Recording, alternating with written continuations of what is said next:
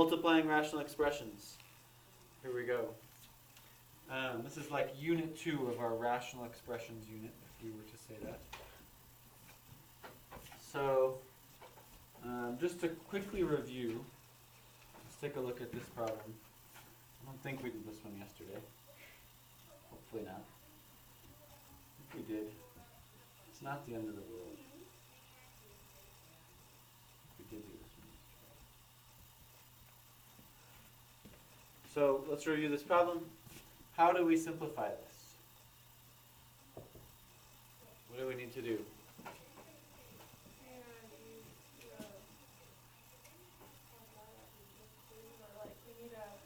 We need to factor, that's right. So, we did this yesterday, I think. So I'm pretty sure it was 3x minus 1 and x plus 2 up top. And then down bottom, 7x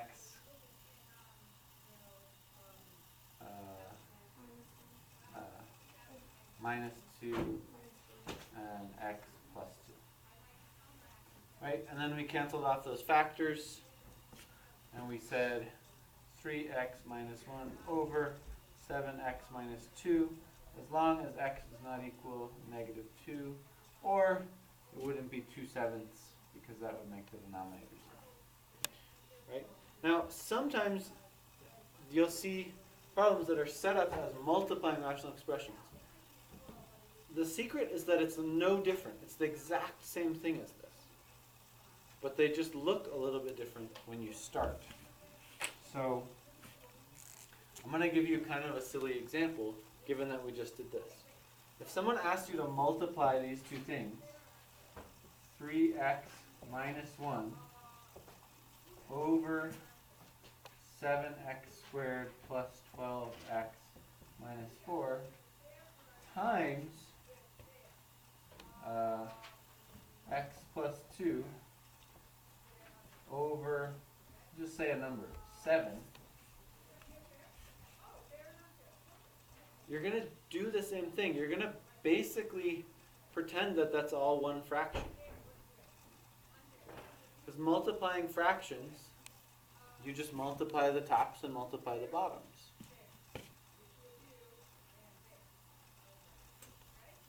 So, I know that the factored form of this, because we just did it, is 7x minus 2 times x plus 2.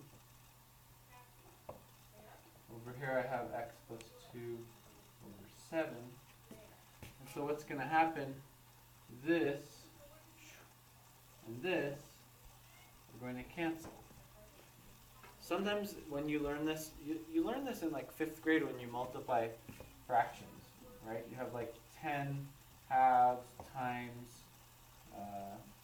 6 fifths. And sometimes they call it cross-canceling. Like the 10 cancels with the 5, leaving a 2.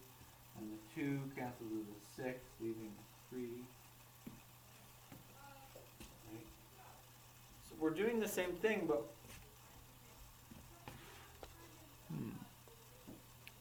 no. Okay, we're doing the same thing, but our factors just look more complicated. We have this whole x plus 2, and then we have an x plus 2 up here. As long as we're multiplying them, though, I can basically just do this. And make one fraction, and then cancel the things up here with the things. And then that is parentheses. So I cancel my x plus 2's. In this equation, or this expression, I now have 3x minus 1 left up top, 7x minus 2 times 7 left down bottom. And that's the form you're going to leave these in. You're going to leave them in factored form. You're not going to re-expand them. So I wouldn't like take the 7 and multiply it times these two things. And would you do like x cannot equal, do you have to mention 7? Yeah, the 7 doesn't have an x, so it's not going to influence it. But that's a good question. So now we're going to state the excluded values. X cannot equal negative 2 because of this, or 2/7 because of this.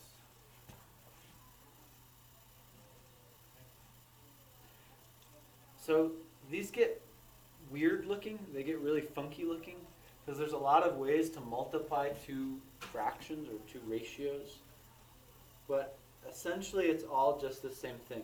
We're looking at the problem, we're trying to find all the factors we can find and cancel wherever we can cancel. Okay. So let's do one that maybe doesn't look quite as straightforward.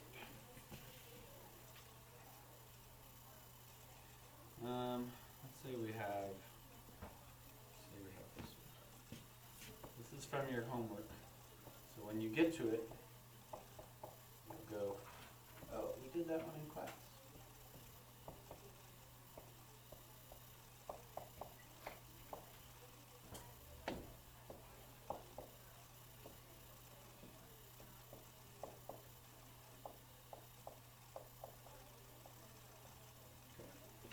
This problem's kind of nicely written in that pretty much everything is already factored for us,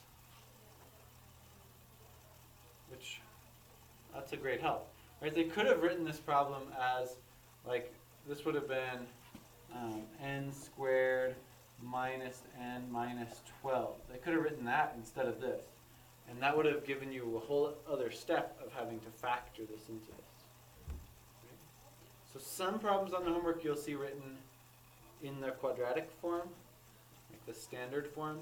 Some you'll see written already in the factored form. It's the same thing, right? This is equal to this, but the factored form is the more useful form for canceling. So what do you see in this problem that we can cancel? Well, the n plus 4. So often the instruction here, sorry, I'm going to pause for a second. Multiply and simplify, or something like that. Multiply and express your answer in simplest form, etc. Yeah, so what did you see, Lucinda? N plus 4. Yeah, we have this n plus 4, and this one down here, which we can cancel.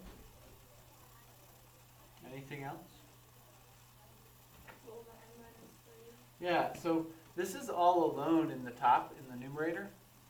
So that's why it doesn't have parentheses, but we could put parentheses. And that might help you to see that that one can cancel across the fraction of this one over here. Then we have 7n squared and n plus 8, n plus 6. I don't see anything that those have in common, Well, right? it can't, like, cross out if it's on, it has to be on the top and one on the bottom. Right. Yeah, so we have to cancel just like with a fraction. The top cancels with the bottom. Because remember that a fraction is a division problem. And so in the top we have this times this times this, divided by this times this times this times this. So slightly, almost a silly example, but if I had a problem like 7 times 4 times 2 over 6 times 7 times 5, what I'm saying is, I know that when I divide the 7 by this 7, those will cancel out and make a 1, right? So it's the same thing, it's just that my factor here is n minus 3. It's not a number like 7.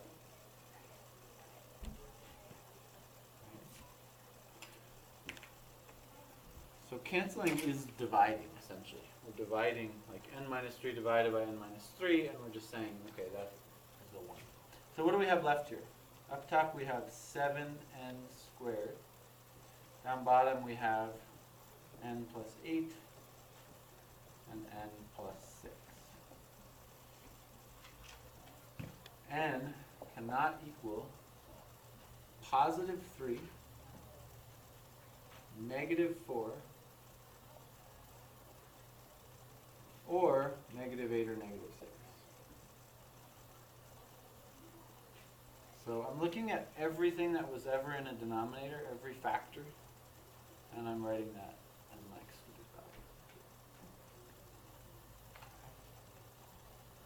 This is really the same thing that you did yesterday. It just looks a little more complicated to start, right? Do you guys see what I mean when I say that? How it's the same? Okay. Nodding. I see nodding. And I wonder if I'm getting steps for erasing. Alright. Let's do one more that requires you to factor first.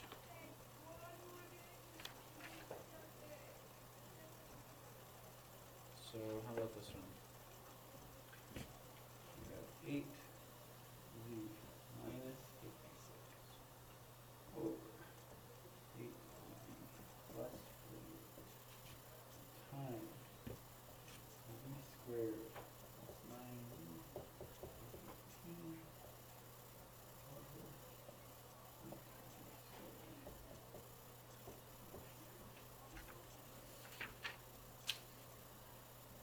Okay.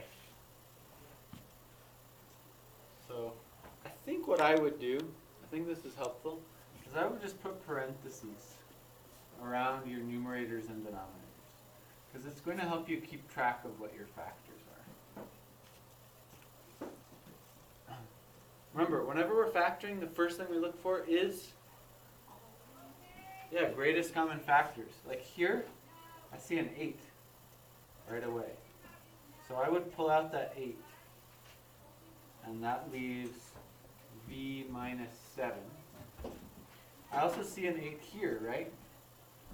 So I would pull out that 8 as well, and that leaves v plus 6. Over here we have v squared plus 9v plus 18. So we need factors of 18 that add up to 9. What would those be?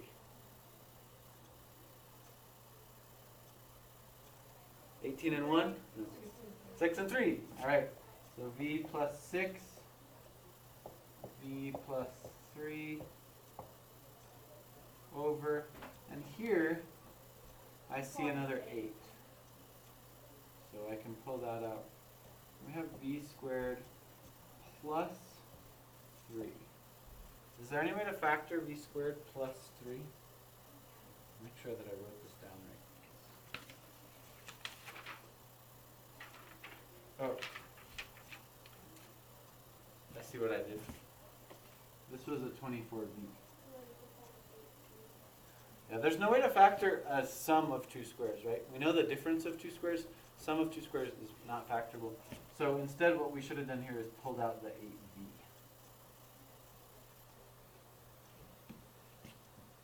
Okay, right now, I see an 8 that I can factor, that I can cancel. And I see a v plus 6 that I can cancel. And I see a v plus 3 that I can top and bottom. What is left then? Up top we just have v minus 7. Down bottom, we just have 8v. Can I cancel the v and the v? No, right? Because there's no v in this 7 term. So I can't cancel just one term. What if I had a v out front like this? Then could I cancel it? Yeah, because distributive property says that it applies to all my terms, right? Okay, and that's it. Yeah, so then v cannot equal, what did we cancel? This would be negative 6. This would be negative 3. And what else? 0, right? Because 0 would make this denominator 0. And that's it. We are done. Questions about multiplying rational expressions?